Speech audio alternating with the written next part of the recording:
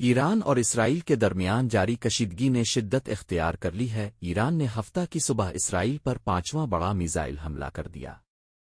تازہ حملے میں درجنوں میزائل داغے گئے۔ ایران کی جانب سے اسرائیل کے دارالحکومت تل ابیب میں میزائلوں کی بارش کی گئی۔ ایرانی حملوں کے نتیجے میں 4 اسرائیلی ہلاک اور 63 سے زائد زخمی ہوئے ہیں، جبکہ صہیونی ریاست کے 2 جدید ترین F-35 اسٹیلتھ جنگی طیارے بھی مار گرانے۔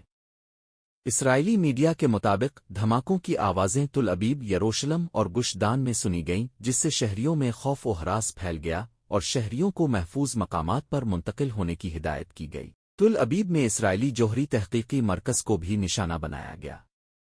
پاسداران انقلاب کے مطابق آپریشن ودا صادق 3 میں اسرائیل میں متعدد اہداف کو نشانہ بنایا گیا ہے اور اسرائیل پر 300 سے زائد میزائل داغے جا چکے ہیں۔ ایران نے اسرائیل کے 2 F-35 اسٹیلتھ جنگی طیارے بھی مار گرانے کا دعویٰ کیا ہے۔ دوسری جانب اسرائیلی میڈیا کے مطابق ایران نے 200 بیلسٹک میزائل داغے ہیں، جن میں سے متعدد کو فضا میں ہی ناکارہ کر دیا گیا۔